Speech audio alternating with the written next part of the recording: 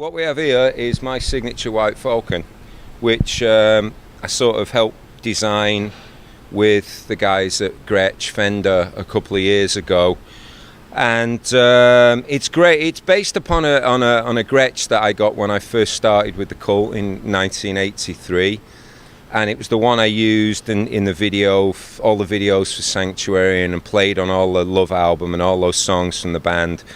And it's basically a 75 based Baldwin era Gretsch, which wasn't really what I would call a bespoke period for Gretsch. They're not really that good. I just got a good one. It's based upon that, and I just ironed out a lot of the problems with it. Everything was great in terms of the neck. They basically x-rayed, measured, and went through a fine-tooth comb with the guitar. And it's based on a 70s one. They changed the truss rod on a 70s Gretsch, for some reason adjusted through the back. So this is there just aesthetically. It used to, believe it or not, they used to adjust there, which was an idea that we left in the 70s. And I came up with the idea of doing it with silver sparkle. It has smaller F-holes than all the Gretches they're making at the moment. They have the 50s style ones, which are actually quite dominant. And then the guitar's basically got a pickup that Joe at Gretsch, Joe Carducci, who is the Mandarin of Gretsch, he describes it as reverse engineered.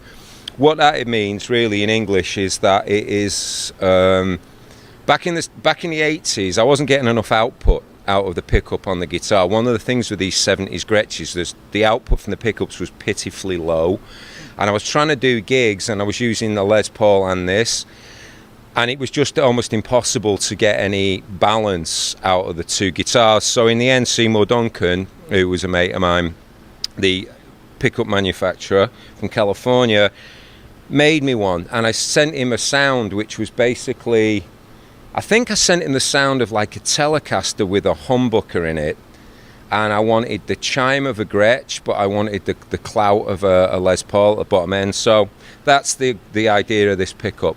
Pretty high output, you know. It's basically a guitar if you really want to attempt some rock on a Gretsch and you want to use a full-size one. This is a guitar, and it's been great. I'm really happy with it. I use them live. And you've got foam in the body, right? Yeah. Fill it up with foam. They've been filled up with various items over the years: t-shirts, towels, makeup, foam. Just stuff it through the sound hole? Yeah. They just stuff it in there.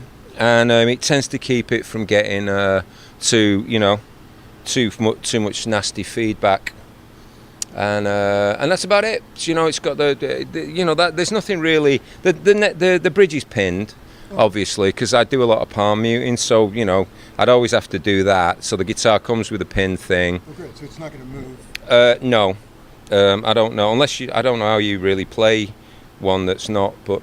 That's it, basically. That's the guitar. This guitar is a regular production guitar plucked from a box off a wall. It was I have a couple of prototypes that I'm keeping at home, but these two are just regular fries. They have no particular exciting serial number. There's no, which I wanted to show people that there's nothing fancy. It's exactly what you get. Right. So if I was to buy one, this is what you get, and you have to dial the guitars into your own personal playing style in terms of the obvious setup on any guitar, but that's about it. It has a 0 fret, which is the 70s ones do. None of the recent Gretches have 0 frets, which supposedly helps intonation. It's got my name on it. Very exciting. On a little plate there, out of metal. And it's silver, so looks like a I don't know. Yeah, I love the silver. It's like a wedding cake. Well, mostly they're gold, and I think they're kind of, if you want, they're all gold. So I kind of went this route. Yeah, it's classic. And that's it, mate. That's it for this tour. Very simple. Gretsch, Les Paul, Electric 13.